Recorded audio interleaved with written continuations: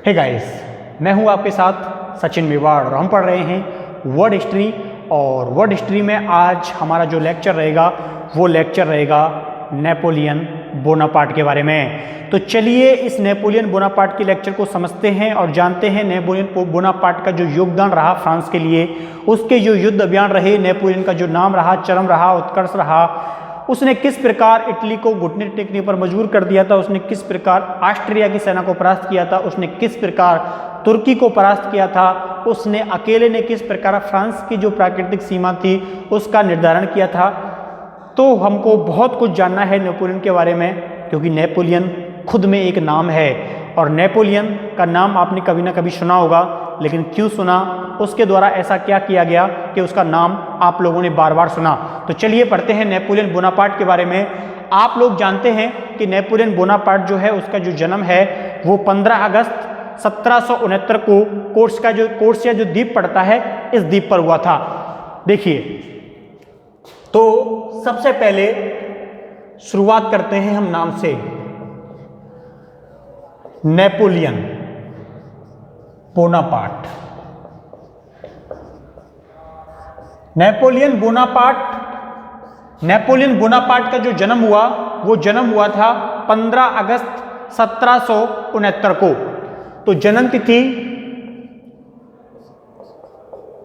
15 अगस्त 1769 को। ठीक है, आपको जन्म की जो तिथि है वो निश्चित ही याद रखनी है। क्या रखनी है? निश्चित ही याद रखनी है, क्योंकि तिथियां बहुत महत्वपूर्ण होती हैं इतिहास में। मैंने अभी बताया कि इनका जो जन्म हुआ वो कार्सिया द्वीप पर हुआ। ये जो द्वीप है पहले जिनेवा के अधीन था, लेकिन जिनेवा से इस द्वीप को किसने खरीद लिया था? फ्रांस ने खरीद लिया था। किसने खरीद लिया? फ्रांस ने खरीद लिया। ठीक है, तो इसलिए ये द्वीप जो है वो किसके अधीन आ गया? फ्रांस के अधीन आ गया। बताते हैं कि रूसों के द्वारा एक भविष्यवाणी जो थी वो 1762 में की गई थी, यानी कि नेपोलियन के जन्म से पूर्व ही कर दी गई थी कि एक दिन यूरोप के लिए ये जो कार्सिका द्वीप है ये एक प्रकार से चमत्कृत का रूप जो है वो, यानी कि किरदार जो है जो वो निभाएगा, यानी कि कार्सिका द्वीप यूरोप में चमक उठेगा। ये बात रूसों के द्वारा नेपोलियन के जन्म के बाद बोली गई। अब ऐसा क्या पता था कि एक दिन ऐसा कोई व्यक्ति इस द्वीप में जन्म लेगा जिसका नाम यूरोप क्या पूरी दुनिया जानेगी। ठीक है, तो ये जो जन्म है ये जन्म साधारण जन्म नहीं था। फ्रांस और यूरोप में एक ऐसे शख्सियत ने जन्म ले लिया था जो आने वाले समय में पूरे यूरोप का नेतृत्व करेगा। तो वो है नेपोलियन बोनापार्ट। इस नेपोलियन बोनापार्ट जैसे महान शख्स को जन्म देने वाले इनके पिता थे कार्लो बोनापार्ट। ठीक है, इनके जो पिता थे, इनके पिताजी का नाम था कार्लो बोनापार्ट। Carlo Bonaparte. ठीक है, कार्लो बोनापार्ट जो थे इनके पिता थे, और इनकी जो माता थी, इनकी माता का नाम था लेटिजिया। ठीक है, इनकी जो माता थी, इन माता का नाम था लेटिजिया। तो कार्लो बोनापार्ट और लेटिजिया से इनका जन्म होता है। बताते हैं कार्लो जो बोनापार्ट थे, ये इनके पिताश्री जो थे वो वकील का काम भी किया करते थे। अब इनकी जो शिक्षा है, इनकी जो एजुकेशन है, उसको पूर्ण करने के लिए इनको फ्रांस भेज दिया जाता है और फ्रांस में ये अपनी शिक्षा जो है वो पूर्ण करते हैं। बताते हैं कि नेपोलियन पढ़ने में ठीक नहीं थे, इतने ठीक थे कि बताते हैं कि 65 स्टूडेंट थे क्लास में, उनमें से इनकी 45 भी रैंक आई थी। तो आप लोग समझ सकते हो कि किस प्रकार पढ़ने में नेपोलियन रहे हैं। लेकिन पढ़ाई ही जो है वो उस समय सब कुछ नहीं थी। पढ़ाई ही जो है वो उस समय सब कुछ नहीं थी। नेपोलियन जो थे वो अकेले नहीं थे। बताते हैं 4 बहन और 3 भाई, 4 भाई 3 बहन। ठीक है, इनके 4 भाई और 3 बहन थे। तो नेपोलियन बोनापार्ट की जो शिक्षा है वो कहाँ होती है? फ्रांस में होती है। लेकिन इस शिक्षा के दौरान ही इनके जो अंदर की जो जिज्ञासा थी वो थी आर्मी। क्या थी? आर्मी थी, सेना थी। और इसी आर्मी और सेना के लिए इन्होंने अध्ययन किया और अध्ययन करने के बाद 17 वर्ष की आयु में ये सहायक लेफ्टिनेंट बन जाते हैं। 17 वर्ष की आयु में क्या बन जाते हैं? सहायक लेफ्टिनेंट बन जाते हैं। तोफखाना रेजिमेंट,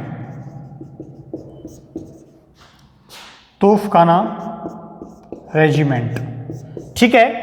तोफखाना रेजिमेंट के ये 17 वर्ष की आयु में सहायक लेफ्टिनेंट के पद पर नियुक्त हो जाते हैं, यानी कि अभी पूरे 18 वर्ष के ये नहीं हुए थे, लेकिन जिम्मेदारी इन्होंने बड़ी ले ली थी।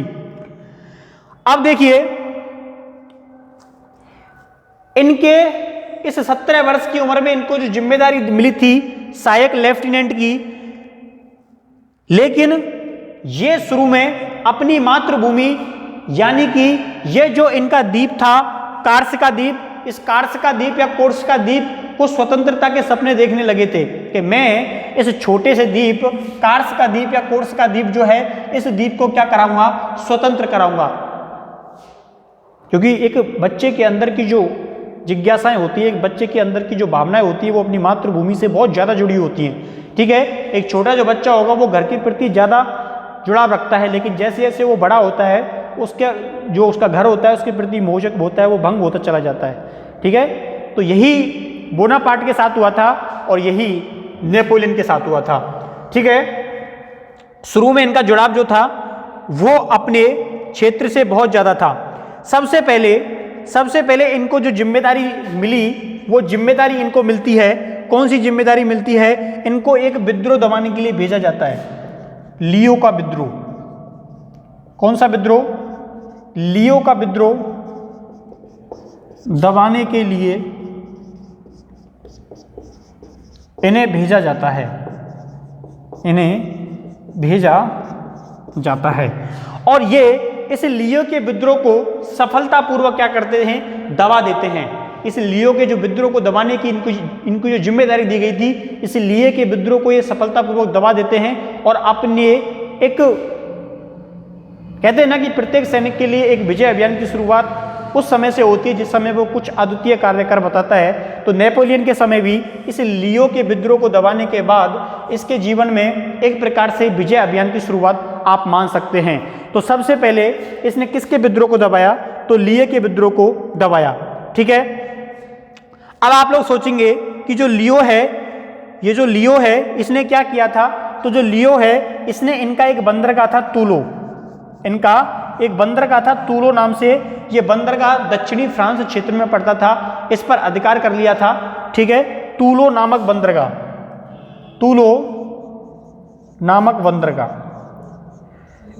इस टूलो नामक बंदरगाह पर अधिकार कर लिया था, जिससे नेपोलियन ने क्या किया? इन्हें यहां से मार भगाया। नेपोलियन ने इन्हें मार भगाया और 3 माह के बाद ही इस बंदरगाह को दोबारा से स्वतंत्र करा लिया। 3 माह बाद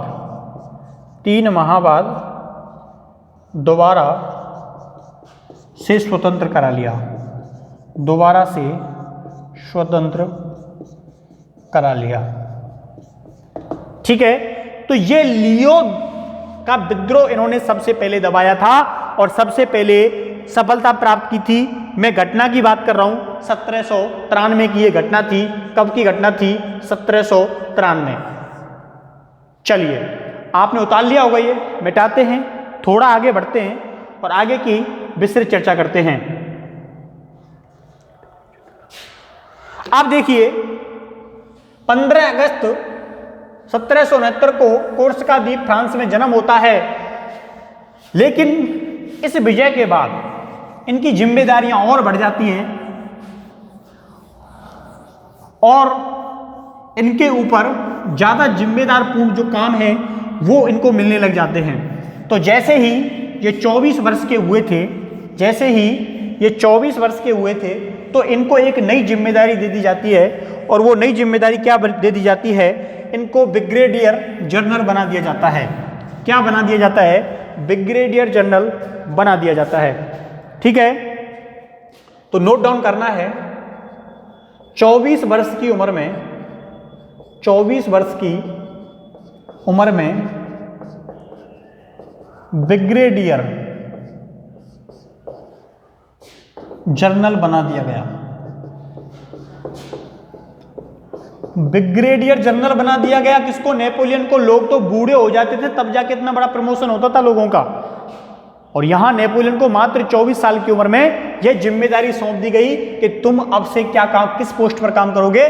ब्रिगेडियर जनरल की पोस्ट पर काम करोगे। नेपोलियन के लिए भी बहुत बड़ी जिम्मेदारी थी ये, लेकिन नेपोलियन के अंदर अदम्य साहस की क्या नहीं थी? कमी नहीं थी। उन्होंने बिल्कुल मना नहीं किया कि मैं इस दल पर क्या नहीं करूंगा, काम नहीं करूंगा। लेकिन कोई भी इंसान बिना राजनीतिक सपोर्ट के इतने पद पर नहीं पहुंचता। तो जो जैकोबिन दल था, कौन सा दल? एक जैकोबिन दल था। जैकोबिन कौन सा दल था? ये जो जैकोबिन दल था, या जैकोबिन दल था, जैकोबिन दल को इन्होंने फायदा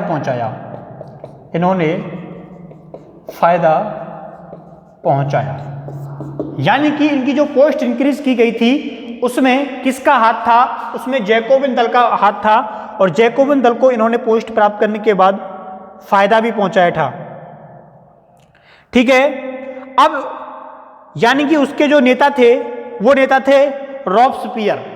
जो उसके नेता थे वो थे रॉब्सपियर। और इसी देखो चीजें अंदर तक रहती नहीं, और जब रॉब्सपियर इनको फायदा पहुंचा रहे थे तो नेपोलियन को भी छोटा रॉब्सपियर बोलने लगे लोग, जैसे होता ना सरकार तो बोलते हैं छोटे सरकार, तो ऐसे ही इसको फायदा पहुंचाया। यानी कि रॉब्सपियर को फायदा पहुंचाया तो नेपोलियन को भी लोगों ने क्या बोला? किसको? नेपोलियन को भी लोग क्या बोलने लगे? छोटा रॉब्सपियर। लेकिन जब रॉब्सपियर सत्ता में नहीं रहते, रॉब्सपियर सत्ता से हट जाते हैं, तो इसका खामियाजा किसको भुगतना पड़ता है? इसका खामियाजा भुगतना पड़ता है नेपोलियन को, और नेपोलियन को उठा करके कहाँ डाल दिया जाता है? जेल में डाल दिया जाता है। ठीक है। कहाँ डाल दिया जाता है? जेल में डाल दिया जाता है। तो केरे की जेल में नेपोलियन को डाल दिया गया। नेपोलियन को पहली बार क्या किया? जेल में डाल दिया गया। क्यों डाल दिया गया? क्योंकि एक पार्टी को फायदा पहुंचा रहे थे। कौन सी पार्टी को? जैकोबिन दल को, जिसके नेता कौन थे? रॉब्सपियर थे। और रॉब्सपियर के कारण ही नेपोलियन को भी छोटा रॉब्सपियर बोला जाने लगा था कि आप लोग अपने पद का गलत उपयोग करते हुए किसी राजनीतिक दल को क्या पहुंचा रहे थे? फायदा पहुंचा रहे थे। इसलिए जैसे ही रॉब्सपियर हटते हैं, इनके बाद उनको उठा के कहां डाल दिया जाता है? केरे की जेल में डाल दिया जाता है। इन्वेस्टिगेशन होती है, लेकिन इन्वेस्टिगेशन में कुछ नहीं मिलता। इन्वेस्टिगेशन में नेपोलियन के विरुद्ध में कोई भी चीज नहीं मिलती, इसलिए इनको क्या किया जाता है? कुछ समय के बाद जेल से रिहा कर दिया जाता है। जेल से रिहा कर दिया जाता है। ठीक है। क्या कर दिया जाता है? कुछ समय के बाद इन्हें जेल से रिहा कर दिया जाता है। जब इन्हें जेल से रिहा कर दिया जाता है तो उसके बाद वापस ये पोस्ट जो है वो ज्वाइन कर लेते हैं। इसके बाद इनको 4 अक्टूबर 1794 को, कब की बात कर रहा हूं मैं? 4 अक्टूबर 1794 की मैं बात कर रहा हूं। इसके बाद एक राष्ट्रीय सम्मेलन जो है वो होने वाला था, और उस राष्ट्रीय सम्मेलन की जिम्मेदारी इनको सौंपी गई। इनको जिम्मेदारी ये सौंपी जाती है इस राष्ट्रीय सम्मेलन की कि वहां पर क्या होगा?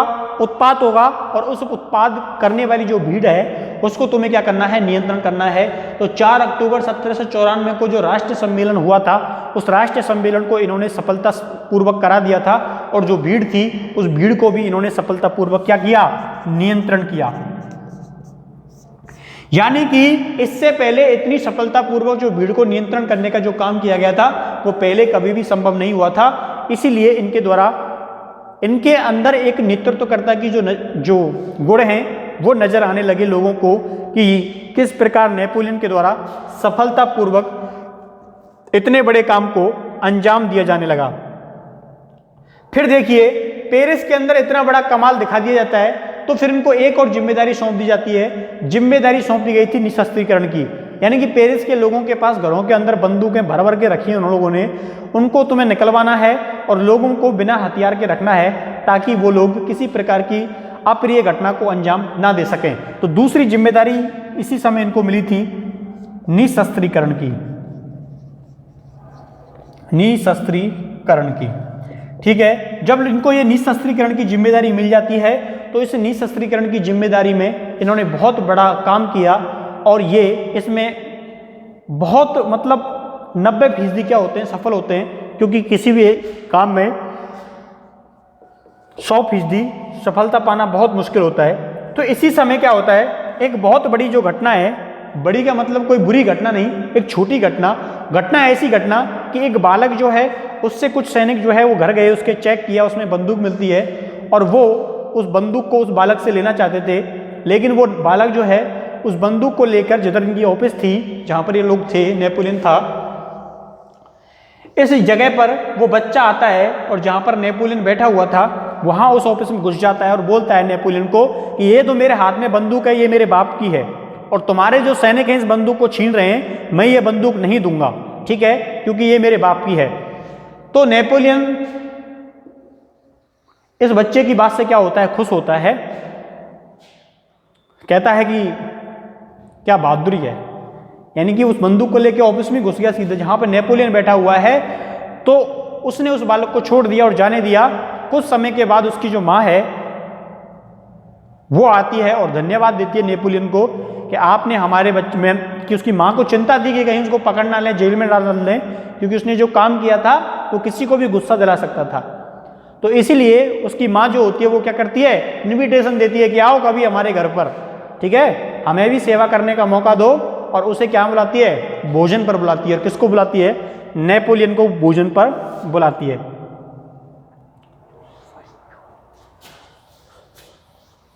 अब देखिए उस महिला ने क्या किया, नेपोलियन को नियंत्रण दिया, और निमंत्रण देने वाली जो महिला थी उसका नाम क्या था, जोसेफाइन व्यूहानो। क्या नाम था, जोसेफाइन व्यूहानो उस महिला का नाम था। अब वो जो महिला निमंत्रण देने आई थी वो नेपोलियन को खाने पर बुलाती है, और खाने पर बुलाया, ऐसा बुलाया कि दोनों को क्या हो गया, क्या हो गया, प्यार हो गया। और प्यार हो गया तो कुछ समय के बाद नेपोलियन ने क्या कर ली, उस महिला से शादी कर ली। देखिए वो पहले से ही शादीशुदा थी, वो जो महिला थी वो महिला पहले से ही शादीशुदा थी और उसके ऑलरेडी 2 बच्चे थे। तो जोसेफाइन व्यूहानो, ठीक है, जोसेफाइन व्यूहानो जो था इस महिला का नाम था, इससे नेपोलियन ने क्या कर ली, शादी कर ली। इससे नेपोलियन ने क्या की, शादी की, ठीक है। अब शादी करने के पीछे उद्देश्य जो था वो आप समझिए। देखिए नेपोलियन ने शादी इसलिए नहीं की कि वो सुंदर थी या कुछ और था, उस जो महिला थी उसके जो संबंध थे, ये संबंध उस समय के बड़े बड़े लोगों पर थे, सरकारी पदों पर बैठे हुए बड़े बड़े लोगों पर थे। इसलिए उस नेपोलियन ने उसकी स्थिति का फायदा उठाने के उद्देश्य से इससे क्या कर लिया, विवाह कर लिया। जोसेफाइन व्यूहानो, इसके 2 पुत्र ऑलरेडी थे, 2 पुत्र पहले ही थे, एक लड़की और एक लड़का। इसका जो पूर्व पति था वो एक कपड़ों का व्यापारी था, जिसकी हत्या जो है वो किसी क्रांति काल के दौरान कर दी गई थी। इसके बाद ये विधवा हो गई थी और इसने बाद में किससे शादी कर ली, नेपोलियन से शादी कर ली, ठीक है। इसके प्रभाव का फायदा, इसके प्रभाव का फायदा नेपोलियन ने उठाया, नेपोलियन ने उठाया, क्योंकि इसके बड़े बड़े लोगों से क्या थी, जानकारी थी, सिस्टम के अंदर जो लोग बैठे हुए थे उनसे जानकारी थी। अब देखिए इसके बाद क्या होता है, इससे विवाह हो जाता है, और इससे विवाह हो जाने के पश्चात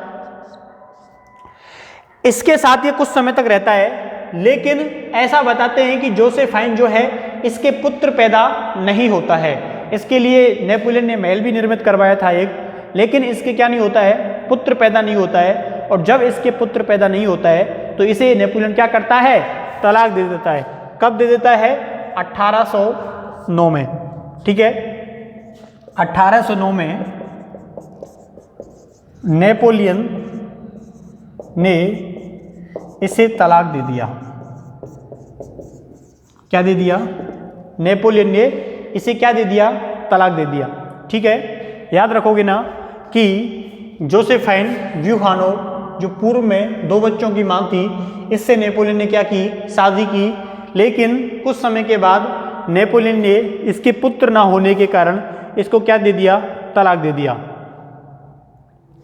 अब दे दिए, इसके ये घटना घटित हो गई, ठीक है, हमने इसका विवाह हुआ, इसको तलाक दे दिया, लेकिन इस दरमियान बहुत सारी चीजें सैन्य अभियान से जुड़ी हुई थी।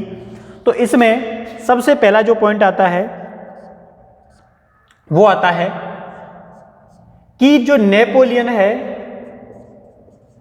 नेपोलियन को डायरेक्टरी, ठीक है, डायरेक्टरी ही सब कुछ कार्य फ्रांस में करती थी, यानी कि किसी भी चीज़ की रेस्पॉन्सिबिलिटी देनी है, जिम्मेदारी देनी है, किसी को कहीं भेजना है, बुलाना है, सैनिक प्रबंध करने हैं, तो नेपोलियन को डायरेक्टरी ने इटली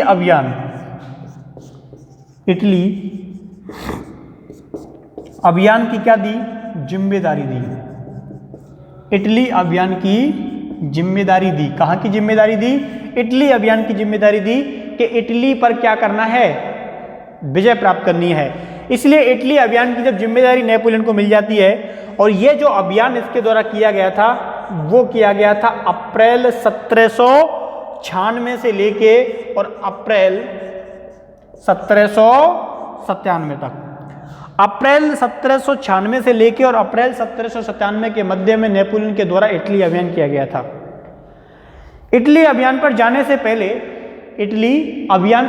पहले नेपोलियन के द्वारा अपने सैनिकों को एक बात बोली गई थी कि मैं तुम्हें दुनिया की सबसे खूबसूरत और सबसे उपजाऊ जो जगह है वहां ले जा रहा हूं, ठीक है, वहां तुम्हें हर चीज मिलेगी, रेस्पेक्ट मिलेगा, सम्मान मिलेगा, खाद्यान्न मिलेगी।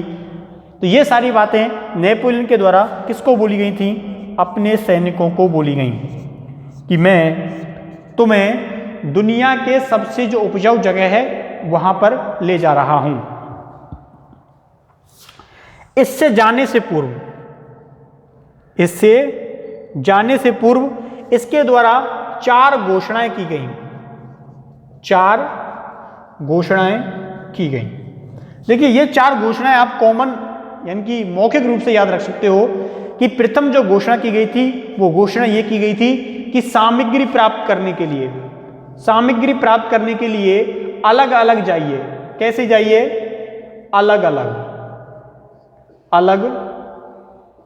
अलग जाओ।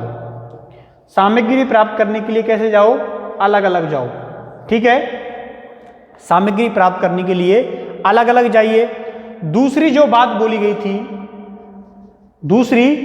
बोली गई थी कि युद्ध के समय क्या रहो, एकत्रित रहो, युद्ध के समय एकत्रित रहो। तीसरा जो बोला गया था कि युद्ध में समय ही क्या है, सब कुछ है, युद्ध में समय ही सब कुछ है, समय ही सब कुछ है। और क्या हुआ था, चौथी जो बात बोली थी वो ये बोली थी कि युद्ध में व्यक्ति का नेतृत्व ही है, यानी कि एक व्यक्ति के पीछे रहना है तुम लोगों को।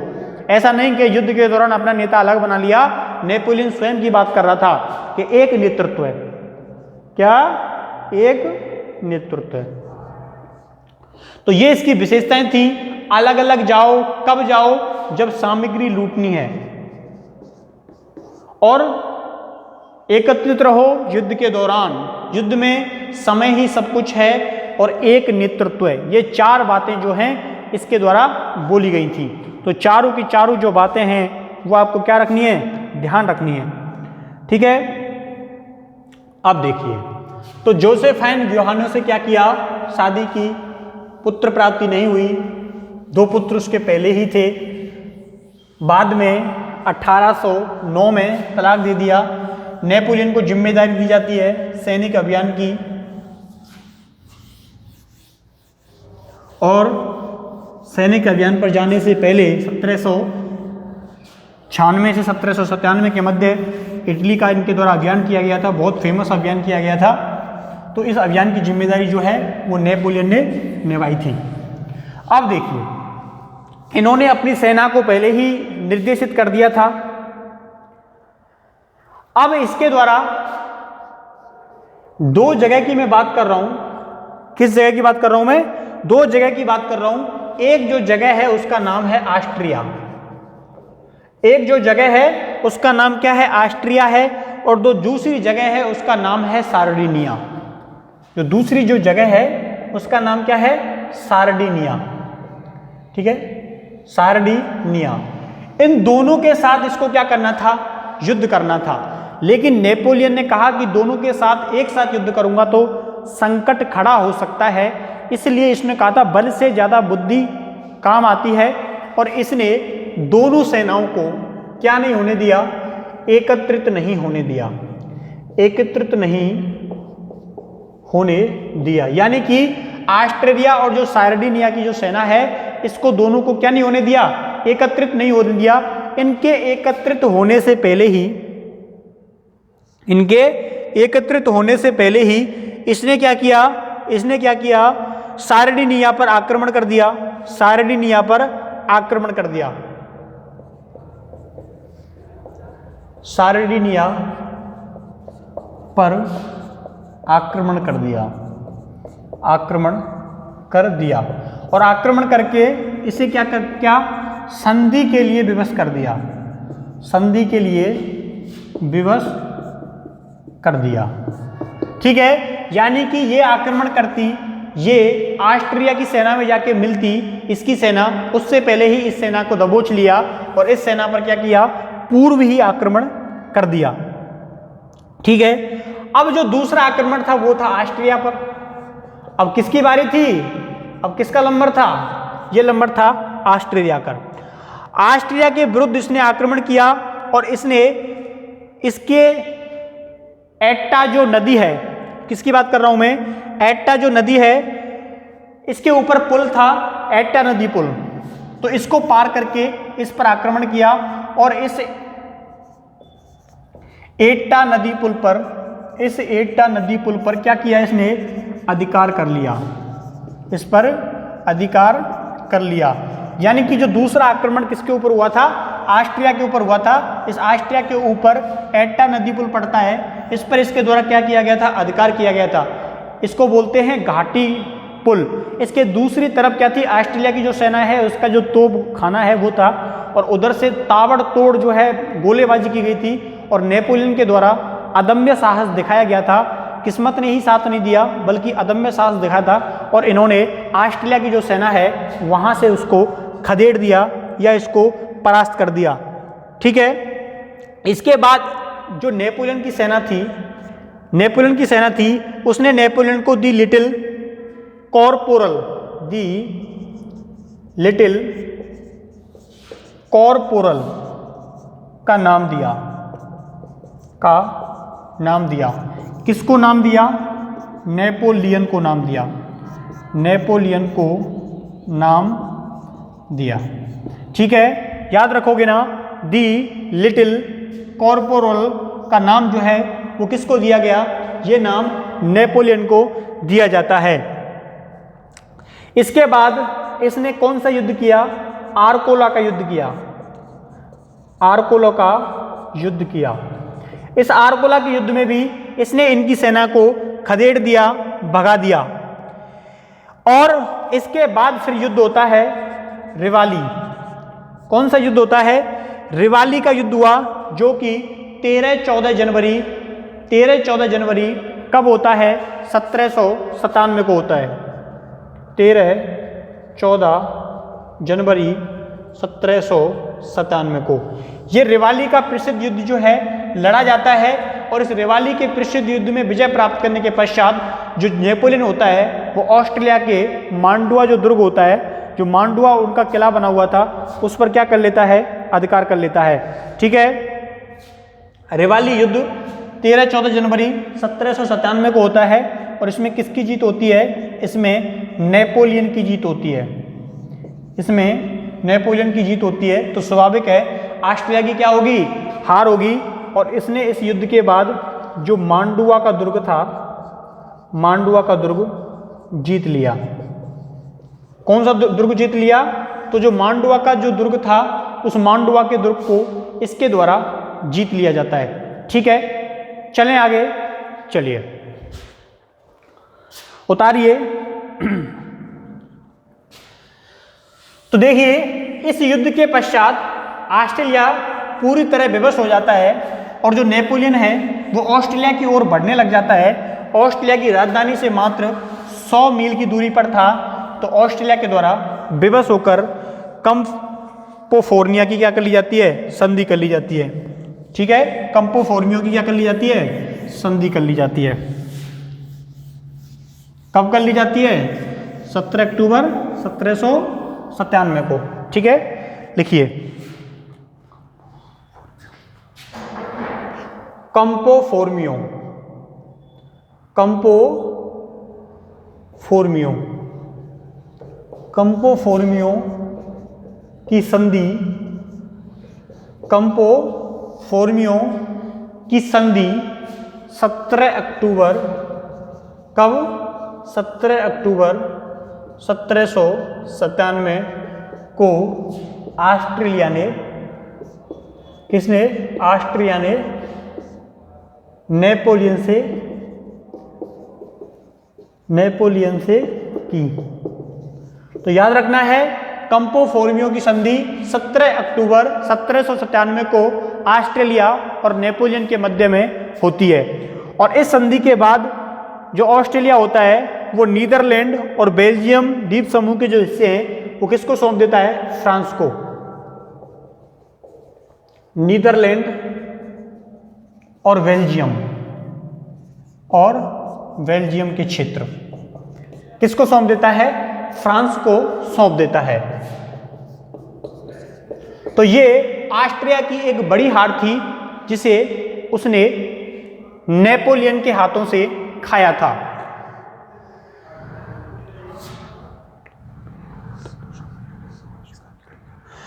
अब देखिए इसके बदले में, इस संधि के बदले में जो वेनिस का क्षेत्र है, जो वेनिस का क्षेत्र है ये किसको दे दिया गया?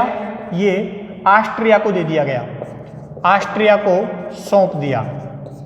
ये जो वेनिस का क्षेत्र है ये किसको सौंप दिया जाता है? ऑस्ट्रिया को सौंप दिया जाता है और ऑस्ट्रेलिया इसको क्या कर लेता है? स्वीकार कर लेता है। ठीक है, तो ऑस्ट्रिया के लिए एक बहुत बड़ा डैमेज जो है वो नेपोलियन ने पहुंचाया था। अब इससे आगे यानी कि कल की वीडियो में हम नेपोलियन के आगे के अभियानों के बारे में चर्चा करेंगे। बहुत ही जबरदस्त लड़ाइयाँ होने वाली हैं नेपोलियन की और उसी के लिए उसको जाना जाता है। तो मिलते हैं कल नेक्स्ट वीडियो में, तब तक के लिए थैंक यू, धन्यवाद, बाय बाय।